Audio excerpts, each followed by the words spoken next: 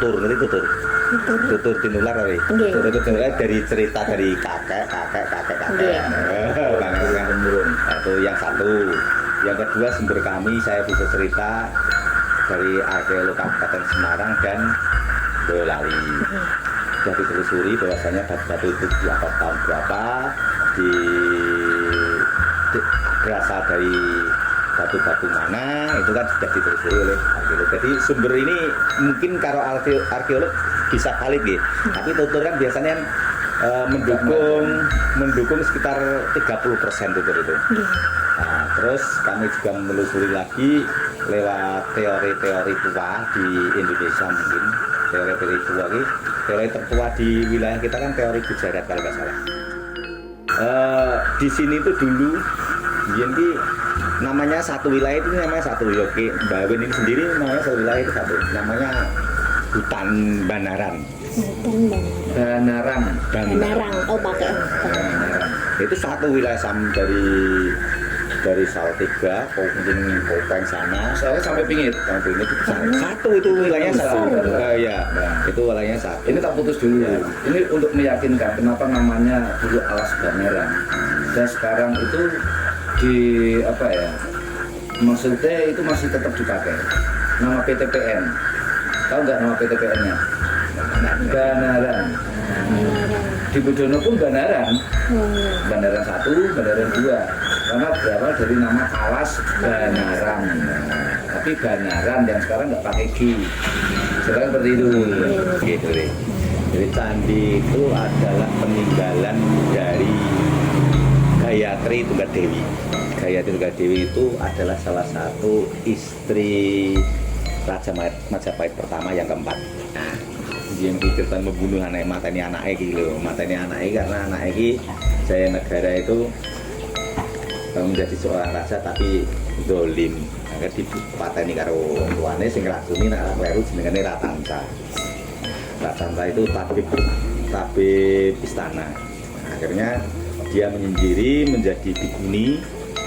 Waktu itu agamanya masih Buddha, tapi Buddha siapa? Buddha Hindu Klur, Hindu warna itu ya. Hindu Klur berarti kan hampir ke Buddha, Hindu Klur.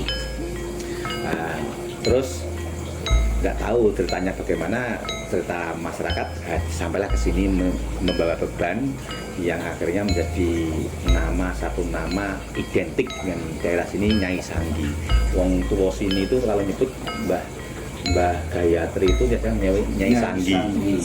Nyai Sanggi. Tapi sebenarnya hurufnya itu Sanghi. Tapi orang sini biasanya Sanggi. Sangki. Mbak Selamat Sangki. Dan berawal dari itu, saya langsung singkat cerita, itu berarti sekitar abad ke-12 kalau melihat batu candi-candi tadi itu dari arkeolog sekitar abad ke-12. Berarti candi-candi itu adalah peninggalan model Majapahit yang pakai batu. Bukan Majapahit kan ada dua, yang pakai batu bata atau batu merah di Mojokerto, dan di daerah sini semua kan pakai batu peninggalan Majapahit. Benar-benar yang memberi nama kalimat Bawen itu adalah orang Gujarat. Teori itu dibawa oleh teori Gujarat yang bernama Bawen, BAWAN itu kan. Bukan Bawen bukan loh, tapi Bawen artinya yang keduanya. Kalau bahasa Gujarat, nah Bawen ini artinya keduanya. Dengan membawa ajarannya, memberi nama dengan bahasa Gujaratnya karena dia adalah salah satu santri dari Gujarat, Bawen yang kalimatnya keduanya itu.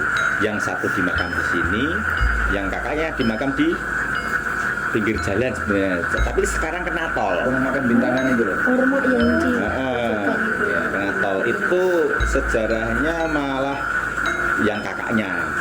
Tapi untuk jasadnya di sini, kepalanya di Garung. Sampai sekarang masyarakat masih bagian masyarakat Garung. Sebagian masyarakat Garung masih nyata di sini ada. Ya, jadi Kecamatan Bawen itu berasal dari Kelurahan Bawen.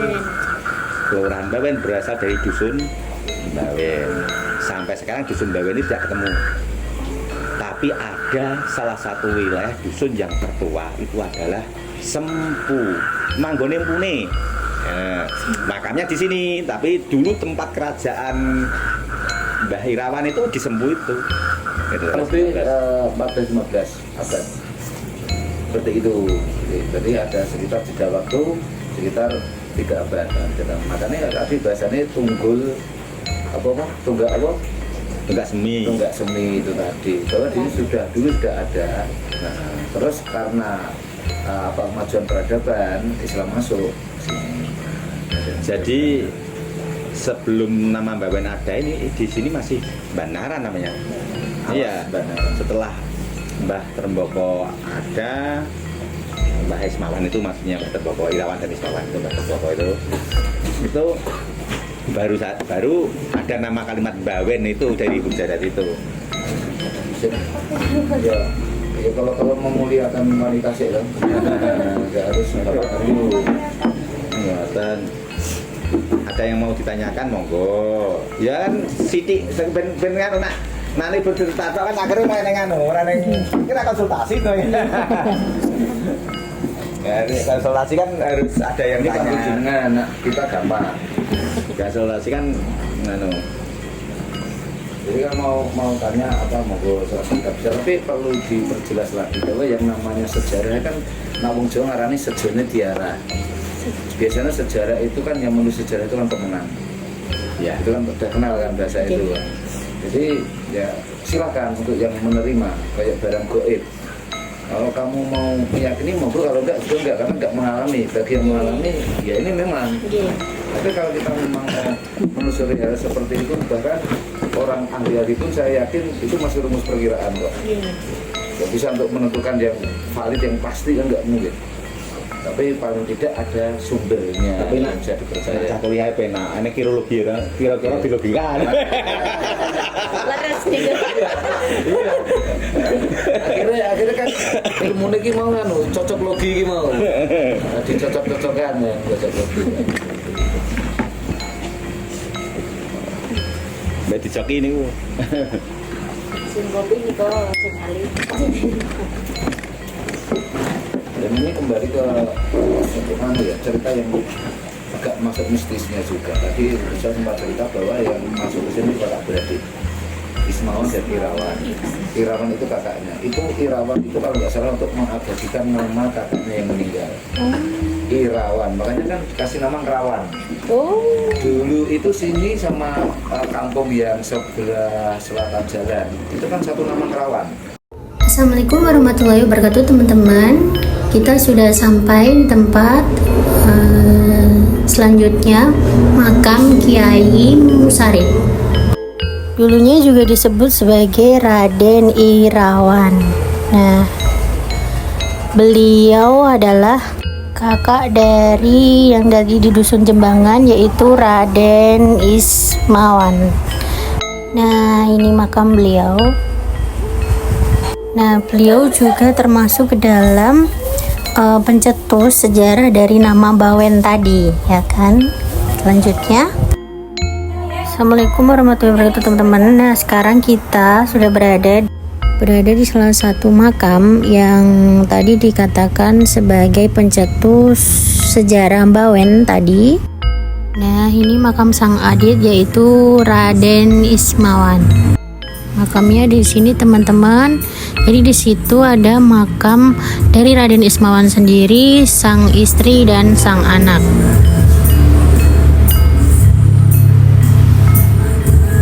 Oke, lanjut ke tempat berikutnya. Cekidot. Assalamualaikum teman-teman. Nah, kita sudah berada di salah satu situs peninggalan ada di dusun Jembangan. Tahu yang sekarang itu Rawan Lor. Yang pertama itu ada patung Nandin. Jadi perwujudan patung ini berupa sapi. Jadi ini merupakan sapi yang dulu dikendarai Dewa Siwa. Bisa dilihat sendiri, namun sayangnya kepala dari patung sapi ini hilang. Masyarakat mengatakan bahwa kepalanya telah dicuri oleh orang. Nah, jadi patung ini ditemukan kira-kira pada tahun 90-an. Nah, tadi saya dapat informasi bahwa sebenarnya kawasan ini adalah kawasan candi. Tetapi karena dibangun suatu perumahan, jadi candi tersebut harus terpaksa diruntuhkan. Itu informasi yang pertama. Kita lanjut yang selanjutnya. Let's go. Assalamualaikum warahmatullahi wabarakatuh teman-teman. Kita lanjut ke yang kedua. Itu kalau di sini biasa disebut zoni. Nah, jadi di sini ada zoni. Bisa dilihat ini zoninya. Dan di sebelah situ ada Tembayang yang ada pada zaman dahulu. Dan ini yang tadi dikatakan oleh Gus sebagai puncaknya candi. Nah, diperkirakan bahwa candi ini itu berdiri pada zaman Majapahit. Dikarenakan salah satu dari puncaknya tadi ada bentuk simbol dari kerajaan Majapahit. Nah, ini ada satu lagi zoni yang kita cari tahu tadi teman-teman. Nah, sekarang kita lanjut ke yang ketiga. Let's go. Assalamualaikum warahmatullahi wabarakatuh teman-teman. Nah, selanjutnya kita sudah berada ke artefak yang ketiga, batu lesung yang ditemukan di dusun Jebangan. Nah, bisa dilihat teman-teman batu lesungnya. Nah, jadi batu lesung ini diperkirakannya umurnya lebih tua dari zoni atau candi yang kita temukan tadi. Nah, arkeolog mengatakan bahwa lesung ini umurnya dari zaman batu. Nah teman-teman, itu dia penelusuran tentang sejarah Bawen dan juga peninggalan-peninggalan yang ada di Bawen. Terima kasih sudah menyaksikan.